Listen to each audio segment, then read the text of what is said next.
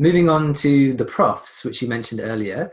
So we know that the Profs is one of London's largest and most successful tutoring companies. But how is it different to other tutoring companies? Good question. I think it's without giving away all the secret sauce, the tutors are our clients, roughly. Most tutoring companies, and this is what really, the Profs was born out of a frustration with other tutoring companies. That's where my brother came from. And he felt that tutoring companies had it all wrong. They treated their students, or their students' parents more concretely, as kind of their clients, and the tutors were the tools, you know, for them to ply their trade. We see it as completely the other way around. We see our clients as the tutors, and we see the students, if you like, as their tools to ply their trade. So sure, we focus on customer satisfaction and being nice and getting good clients for our tutors, but actually we address our tutors' concerns far more than our students' concerns, I think. We feel that, you know, there's our operating model is the following. We have an office of 15 people who kind of deal with all the administrative functions of the Profs and all the sales and accounting functions. Then underneath that, we have active 500 tutors who we feel that we can manage just about with those resources to keep happy and give them what they need to do a good job. And then under them sits the 2,500 students. We find it very difficult to be able to manage 2,500 students. We find it easier to manage 500 tutors. And when you have really good tutors, and when you trust your tutors, and when you have a good working relationship with your tutors where they like you in return, we can outsource the student to them and let them do their job, you know, as professionals, and we can get on with our job, which is just creating more clients. So I think, you know, and I won't speak bad of other tutoring companies. Many of them are our friends and our colleagues, and you know, we're very active in the Tutor Association. My brother's kind of head of it, I think, at the moment, certainly on the board. And it just seems to me the big difference is we put tutors first, not students first. And by doing that, student satisfaction is taken care of by the tutors, not us. And that seems to be a more viable business model, basically. Okay, so what are the top Profs tutors doing that make them stand out from the crowd? That's a good question as well. So there are, I think there's three types of Profs tutors. I mean, there's 500 of them, but they fall into three broad categories in my mind. One is professional private tutors, people like you and me, I guess, who've decided that this is our life choice, and you know, it's the really good end of the gig economy. Nice, well-paid work that's rewarding, that's socially acceptable, and that leads to interesting relationships and is stimulating, right? So that group of professional private tutors is our main concern. There's then two other kind of types of tutor. There's kind of PhDs and mercenary academics.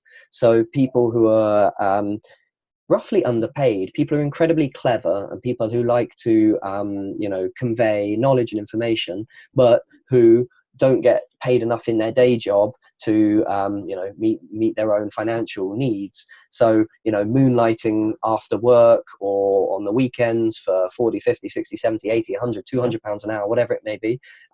They use that as a supplementary income. They're not as engaged with the Profs. So the full-time tutors, you know, they're really with us. They come to our parties, and they're our friends in many cases. And many of them actually are our close personal friends.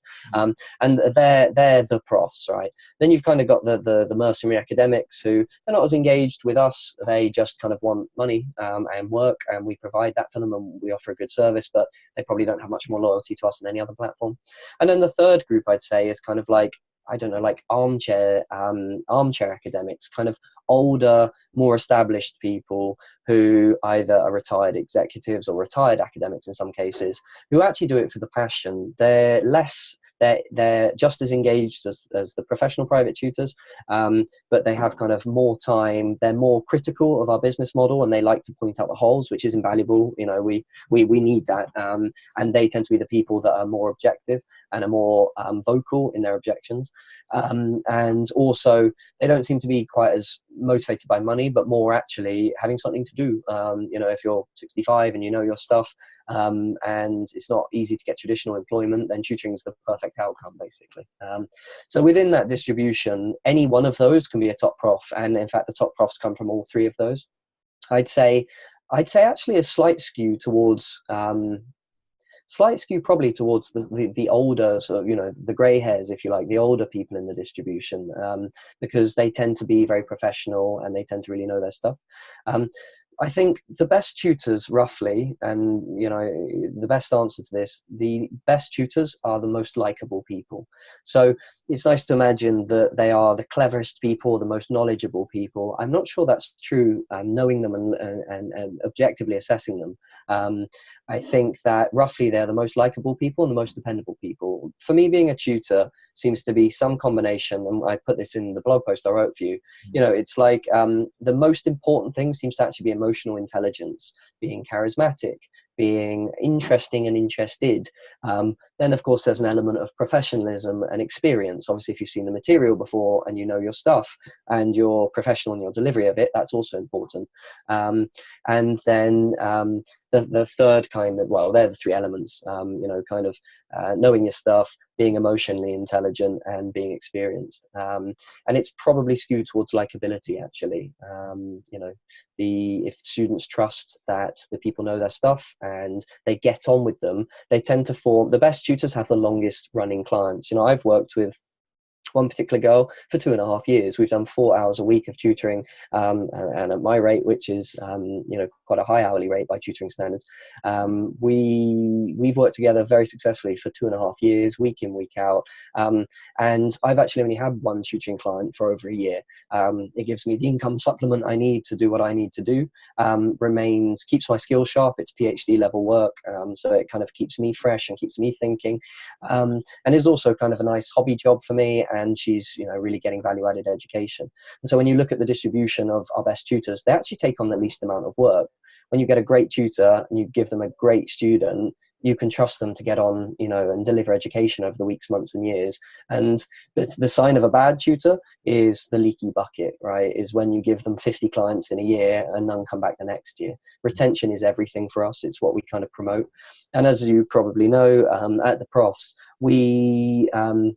we're data scientists fundamentally. So we have a set of simple but profound algorithms which track all sort of tutor behaviors.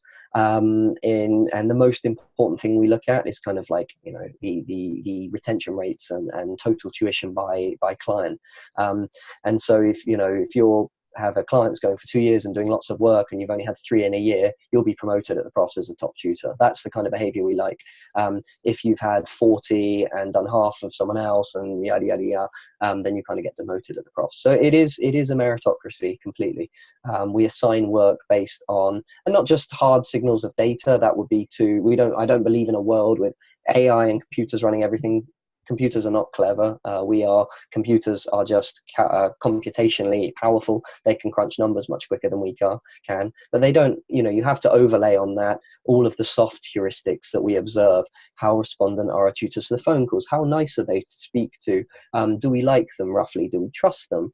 Have they given us cause for concern? So that we take the data, we get our staff in real time to overlay observations on that, and that creates a really powerful database which allows us to select quality and merit, basically.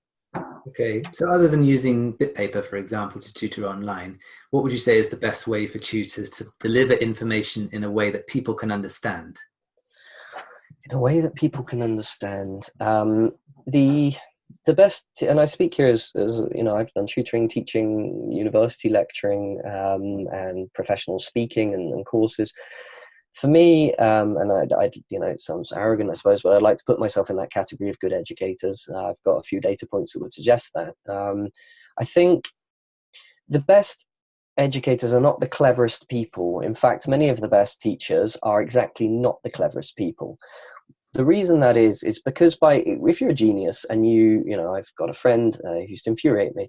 I did physics in my undergrad. The hardest thing I ever did, third year physics at Imperial College London. That is a serious undertaking. Harder than being a trader in an investment bank, harder than doing a PhD in business school, harder than setting up companies. That was hard. I found it particularly hard. And because I'm not the smartest person, I had to really work at that. And I really had to go through the pain thresholds of achieving in that, even though I wasn't very good at it naturally. But by going through that kind of cathartic process, I had to work out little ways of taking information, breaking it up, and organizing it in my own head in a way that would stick. And because I'm not super clever, I have to go through that process. It means that I can explain those processes to other people to then replicate. So if you take a very big, complex topic, I don't know, off the top of my head, quantum physics, the best teacher will be able to break that down into kind of bite-sized chunks, and will be able to give people little mind maps and ways of putting together that information in an approachable way, which allows them to then retain. And the true sign of success in education is not, and I have many issues with our education system, the primary one being that it focuses on rote, right? We create people that can, I don't know, quote a million things and memorize a million molecules. We don't teach people to think. And I actually didn't learn to think. Truly, I didn't learn to think until I did my PhD.